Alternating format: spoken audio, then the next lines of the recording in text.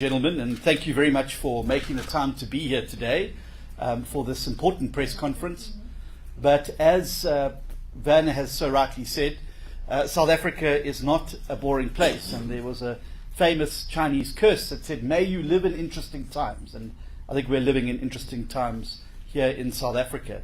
So I'd like to begin this morning by focusing my comments on the news that we all woke up to, that Mr. Zuma was released from jail after spending less than 2 hours as a result of a brand new policy for which he was the first beneficiary, that was very, very clearly designed in a very cynical way to ensure that Mr. Zuma once again escapes accountability for his acts of omission and commission in South Africa. And this really does represent a new low in South Africa for the rule of law and respect for judicial processes. It has been played fast and loose with the criminal justice system in South Africa, and once again has shown that the ANC membership card in your pocket is your best defense against justice, the best defense against the rule of law, and the best defense against accountability.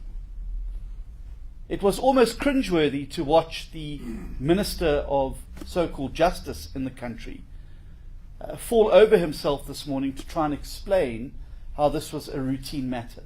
But it was not a routine matter. It is a fundamental insult to every South African who upholds the rule of law and who expects the government to ensure that there is the concept of equality before the law that is respected and defended. Mr. Zuma was released under the false pretense of special remissions.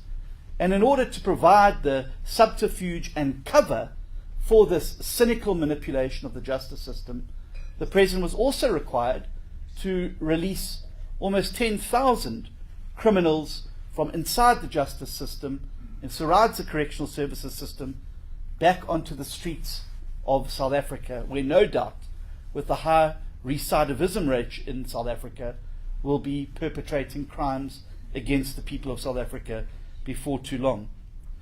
The confluence of coincidences is frankly too stark to ignore, and it was very, very clearly designed to ensure that Mr. Zuma did not spend any further time in jail.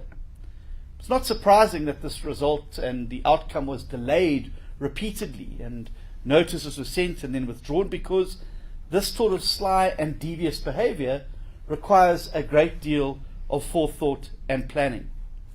The fact that this remission comes into effect today, the very day that Mr. Zuma was to go back to jail and to be processed, is a very, very clear indication of exactly what has occurred here in South Africa. And if this wasn't a new fundamental low in South Africa, it would almost be a comedy of epic proportions.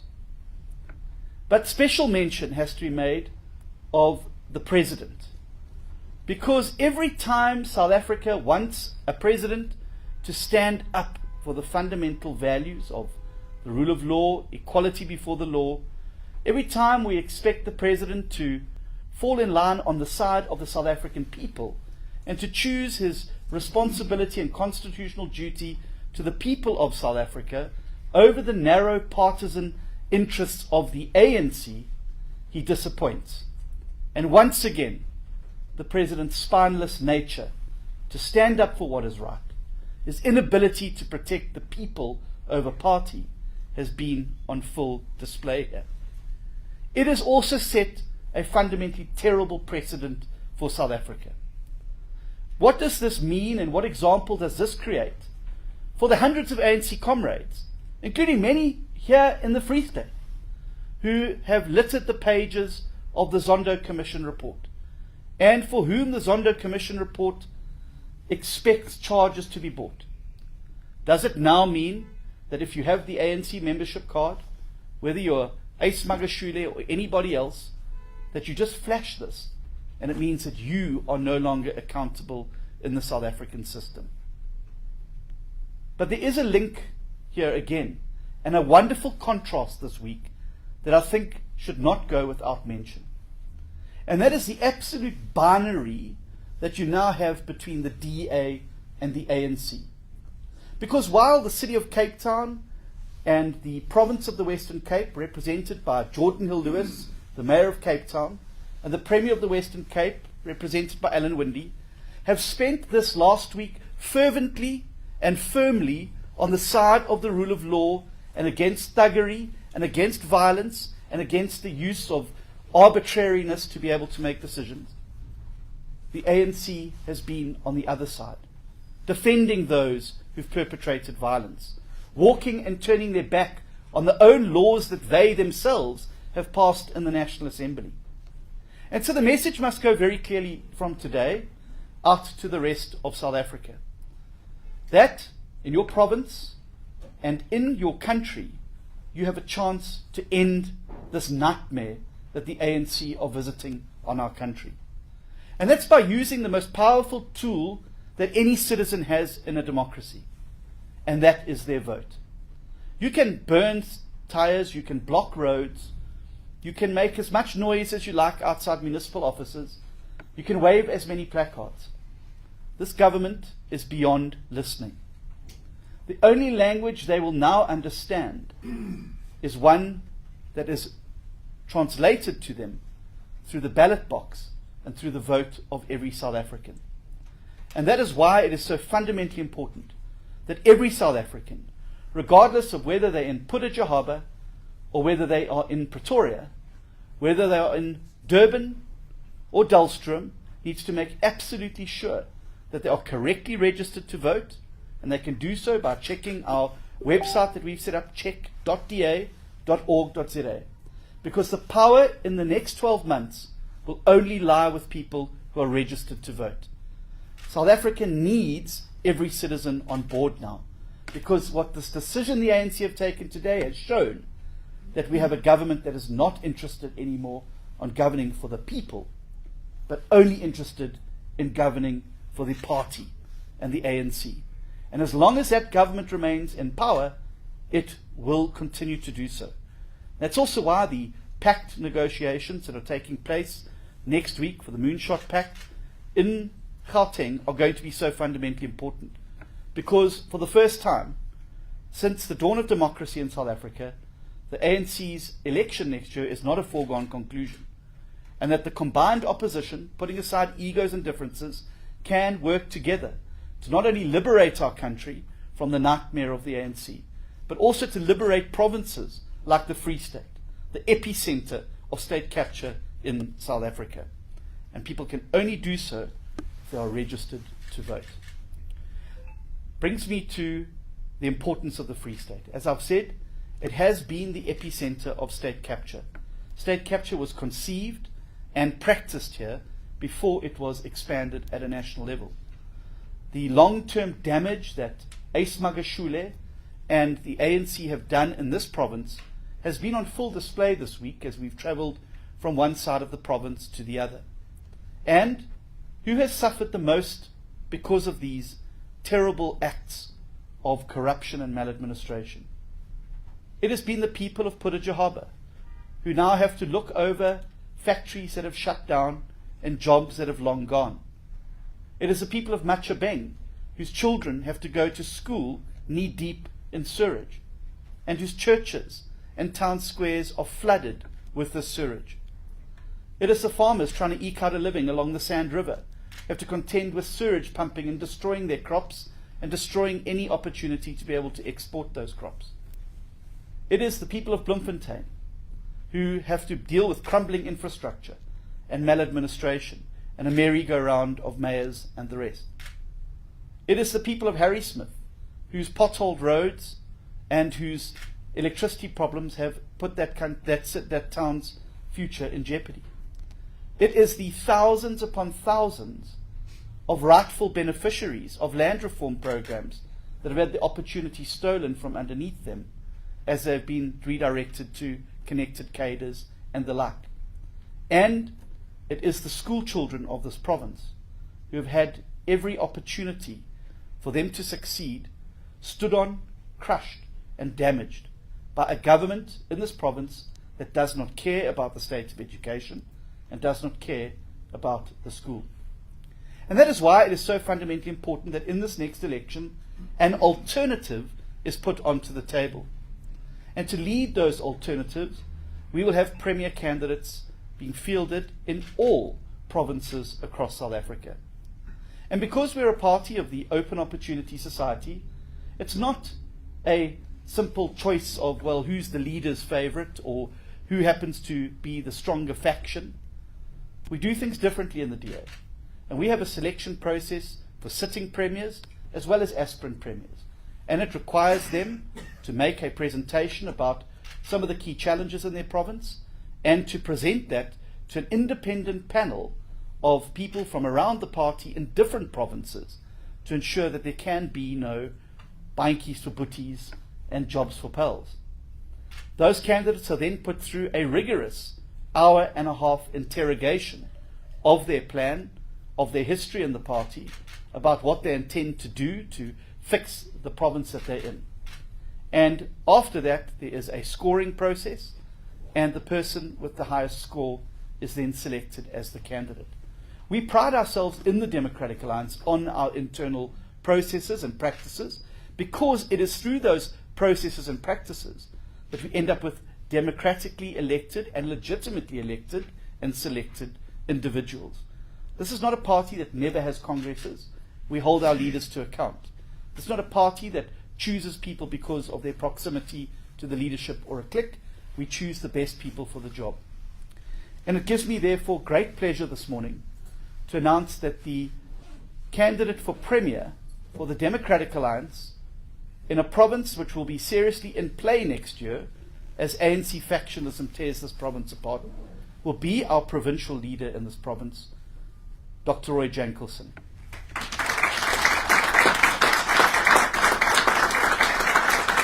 Let me say, I have known Roy personally for over 20 years. Roy has served in a variety of spheres of government. He was in the National Assembly, but chose to return to the Free State because of an undying passion and commitment to the people and the future of this province. The passion for the Free State and its well-being, as well as the well-being of all of its people, shines through in all of the work that Roy and the team do here in this province. I know Roy as a person of enormous integrity, enormous capacity, and someone with big ideas about how to transform this province into the quintessential failed state, into one that will be prosperous, opportunity and growth-led, and which will uplift all the people of this province, regardless of the circumstances of their birth. Roy, very proud of you and the work that you've done to date, and I look forward to you carrying the banner of the party forward as we fan out across the Free State, offer the alternative, and show South Africa that tomorrow doesn't have to be as bad as yesterday. Thank you very much. Thank you, John. Roy, can I call you to say a few words?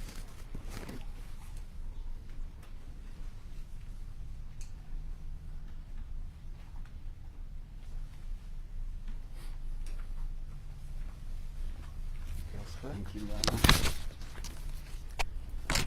Thank you, John. I want to thank the party for entrusting me with the important task of being Premier candidate, and I'm also grateful that our federal leader has chosen the first strategic province to announce this to be the Free State. We welcome your presence here in the Free State, and we've spent a whole week traveling with John from Frankfurt through to the Eastern Free State, Podarichaba, through to Matjhabeng, and we're now in the capital of our province in Bloemfontein. And it was a very interesting tour. John traveled with us explaining the Moonshot Pact, which is strategically important for South Africa and something visionary that John has brought to the country, which is going to change the electoral politics and the system in South Africa, and also hopefully unseat the ANC, who think that they're entrenched in power at national level. Similarly, John, we will emulate what you are doing at national level within the Free State.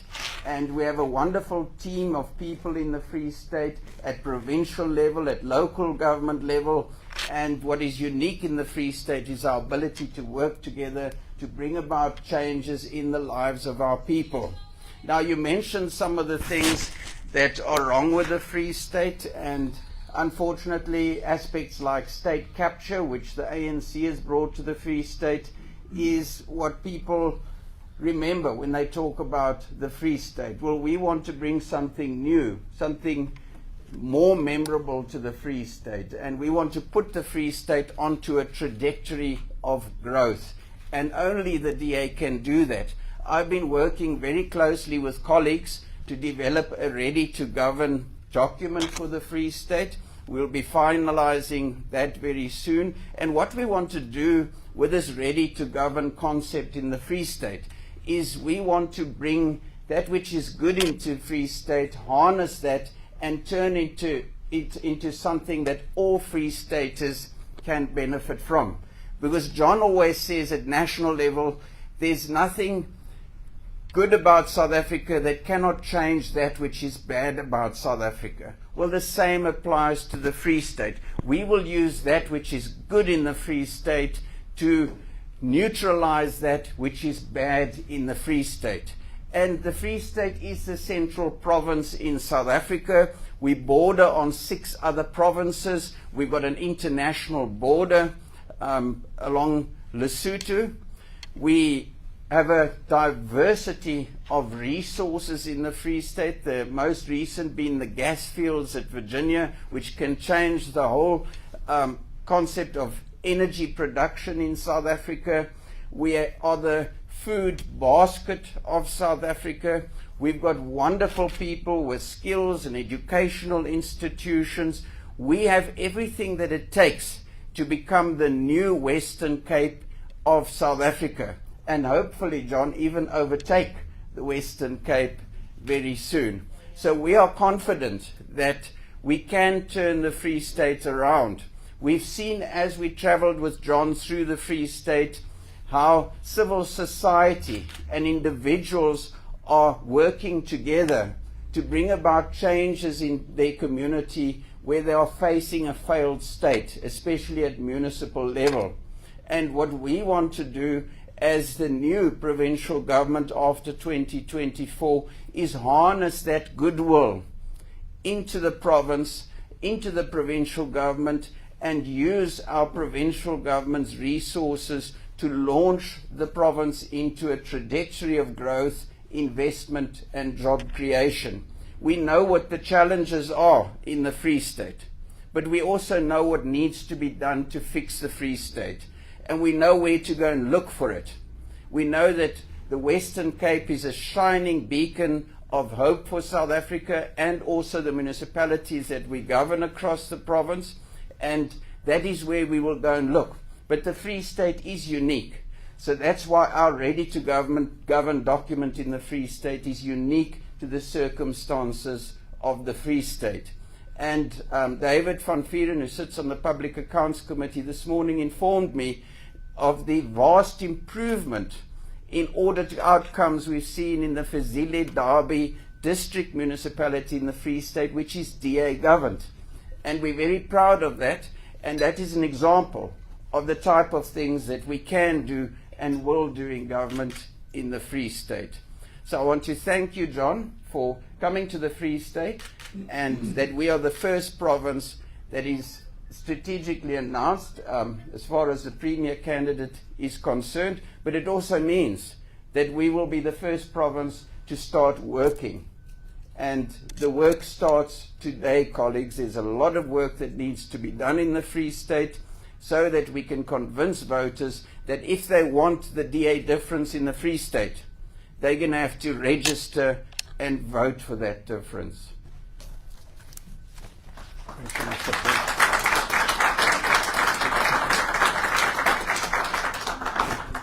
Thank you, Roy.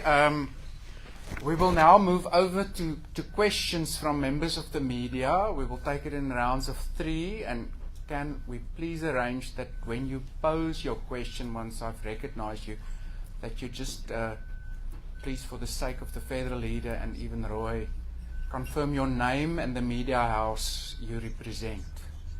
Can I recognize some hands? Okay, here in the front. Thank you very much. My name is Tato Sanyane. I'm from One Free State Television.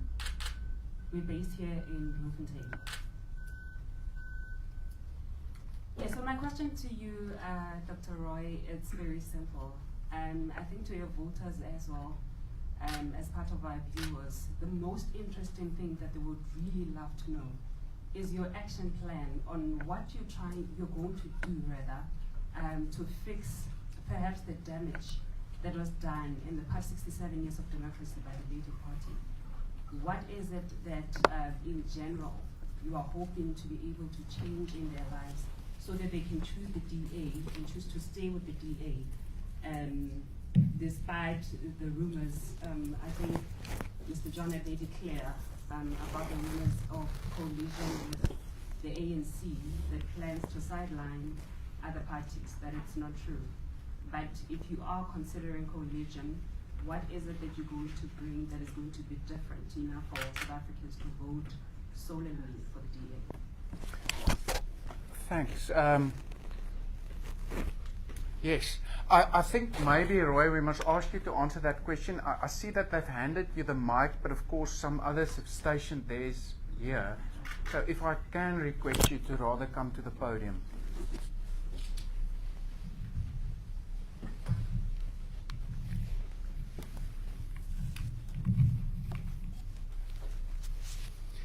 Thank you, Tato, for that question. And as I said, we're working on a ready-to-govern document. It's not something new. It's, in fact, something that we started working on a long time ago, but it's always work in progress because we have new technology which we want to bring into our document.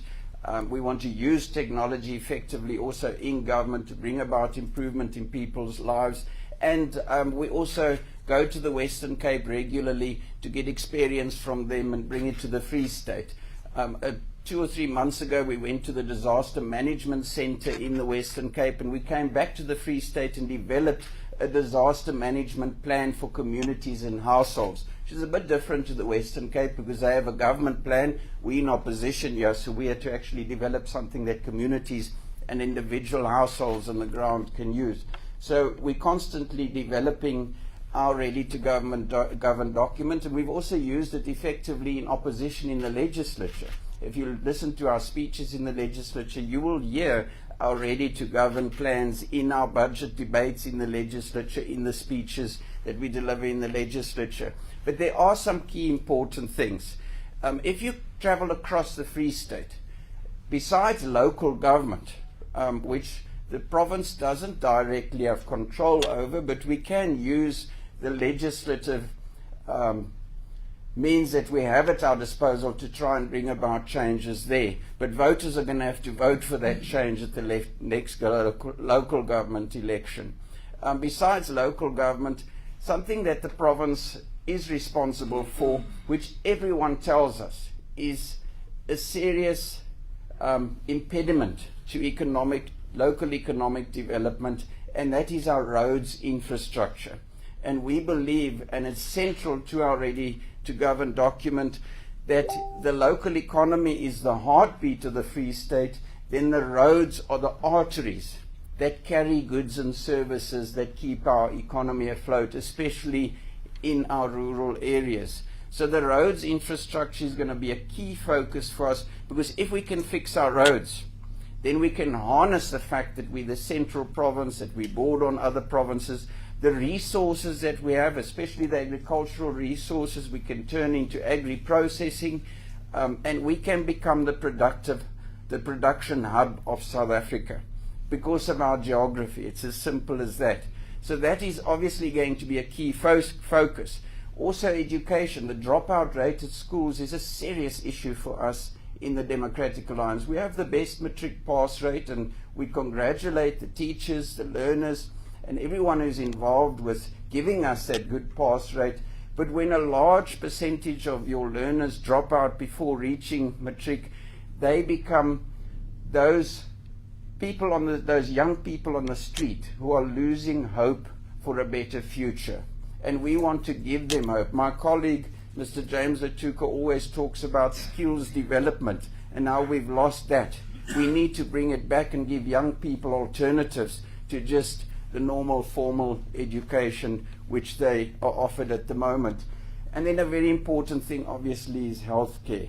You know, our people need to go to clinics and they need to get good health care services at those clinics. And that is something that we've seen decaying over the last couple of years, and we can't allow that to decay. Now, we can't promise that these things will happen overnight. You can't fix many decades of decay overnight. It's going to take time. So when we present our Ready to Govern document to the people of the Free State, and when we get into government, we will explain to our people that these are the resources we have at our disposal. This is how we're going to allocate the resources. We want to bring about a clean government, so we'll stop corruption. We will make sure that those responsible for that end up in orange overalls. We want to bring in a skills audit to ensure that our human resources are allocated where they can best benefit our people in the province. And civil servants don't have to be afraid. We're not going to come in and purge. We actually just want to make sure that the people who are working in positions are fit for purpose for those positions. And if it means reallocating them, that's what we will do. And we will use, obviously, the allocations that we get, financial allocations, to ensure that all that money, not some of it, all of it, goes to benefit the people. Because currently we know that a lot of the money is channeled out to various sources, often in the back pockets of officials and politicians, and we will make sure that all that money is used effectively for the purpose for which it is allocated.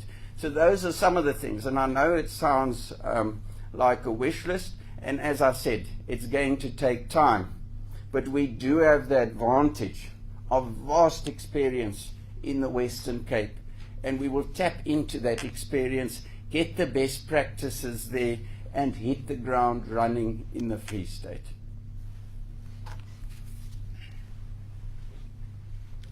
Thank you, Roy. There's a hand there in the canary yellow.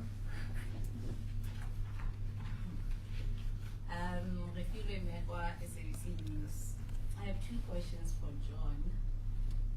The first one is, I heard him saying that in order for them to defeat the ANC, they need to combine as opposition parties.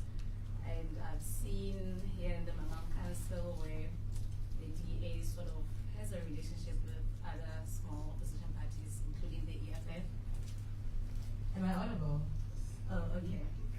So does it mean that, because we do know in other provinces or regions, the DA and the EFF are not really one of the same kind?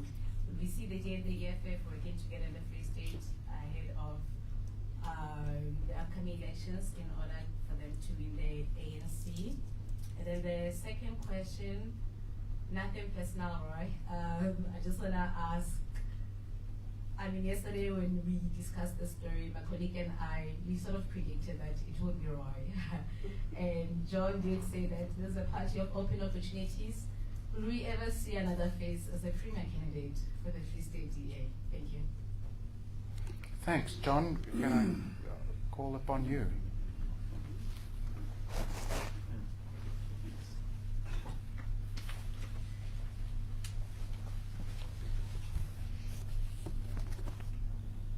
Thank you, Rafilwe. The Moonshot Pact is predicated on building an alternative to the policies of the ANC and the EFF, which we think are incredibly destructive. Wherever those policies have been applied in the world, whether it's Venezuela, Zimbabwe, Cuba, and many other places, they've led to widespread human suffering, misery, poverty, unemployment, and human displacement as people try and get away from the terrible effects of those policies. So I've made it very clear, and we made it very clear in the last election, we will not enter into any coalitions with the EFF. also made it very clear, and I want to say it again this morning because I've no doubt I'm going to get asked, about this notion of a grand coalition with the ANC. And I keep having these smaller parties on the sidelines wanting to try and marry us off to the ANC continuously in some sort of arranged marriage. Well, I want to say unequivocally today, the bride is not available. We're not going to be ganged into an arranged marriage. We said very, very clearly that our goal is to get a grouping of opposition parties who share a common set of values and principles, and to get them together around the table, put aside the petty differences and focus on the things that we believe are important for South Africa to grapple with as it goes forward. And to do something that's not just saying, let's get rid of the ANC, to be able to put forward a credible alternative before the people of South Africa. And that's why the Moonshot Pact is so important. Because in the last election, the non-ANC EFF opposition got around 35% of the vote. It's just 16% shy of a majority. Just think about the 14 million South Africans who've not voted in the last 2 elections, although being registered, and the 13 million South Africans who, mainly young people 18 to 35, who are not registered at all. If we could just get 10% of those groupings to A, come out and vote, and B, register and vote, we already will be well over the finish line. 16% is not a stretch goal, it is a very realistic goal. And so that's what the focus is going to be as we go next week, is to sit down and how can we form an alternative to the ANC. So there's no plans to form a grand coalition with the ANC. Our job and goal is to work with the opposition parties to remove the ANC from office and to implement a program of action that's going to rescue South Africa. That is the primary goal of the Moonshot Pact, and why it is so important. And it is important as well because for the first time since 1994, next year's election is not a foregone conclusion. The ANC cannot just simply sit in an office and say, well, next year we're going to plan for government again. All bets are off, and anything can happen, as we've seen in many of the municipal arrangements. And so any party that comes to voters in the next election, no matter what their policies, their principles and values are, and their plans, unless there's a credible path to victory, those remain plans, policies and proposals. You've got to get into government if you're going to change things really for the better. And that's been our experience at Umgeni Municipality and KwaZulu-Natal, Midvaal, the City of Cape Town, the province of the Western Cape, and many other places. And so that is the goal of the Moonshot Pact. I'm very glad that you obviously thought Roy is an obviously good candidate for the Free State. Otherwise, it wouldn't have been a matter of decision in the office there. But Roy wasn't the Premier candidate the last time. We had a different Premier candidate. And we're very, very proud of the selection process that we've used. And I think we've got an absolutely superb candidate in Roy. And he will be the Premier candidate for this election. But because we don't run things in the party on who's got a gold watch or length of service, etc., the next opportunity will be open, and we are willing to take applications from anybody, including from your newsroom, if that is the desire.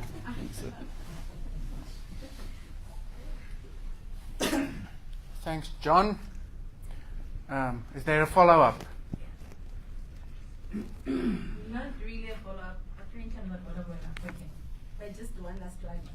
From his response, then I thought of something. I think the DA has been the main opposition, but we've seen how the EFF is gradually growing. In the next elections, there's somehow some kind of, I don't want to say fear, but for the DA to pull their socks a bit up because the EFF is really coming behind and it's nearing the DA's numbers. Thank you. Thank you. Yeah, I don't know, Roy, whether you or John, whether you want to address the. Thanks very much. Look, I don't know where the news comes from that the EFF is right behind us. They're not. And if one looks certainly at recent by-elections, the DA is growing, the EFF is flatlining, and including in one by-election where they didn't even receive a single vote. Now you wonder, was the candidate not even prepared to vote for herself or for the EFF in that particular situation? I believe the EFF have reached a ceiling. I don't think that they're going to grow beyond what they've grown already. I think it's one thing to stand on a stage and shout and scream invective and whip South Africans up against each other on the basis of race or what other things. But I think what South Africans are looking for are builders, not breakers. I think what our country needs now is solid, strong, mature leadership that focuses on bringing South Africans together rather than driving us apart.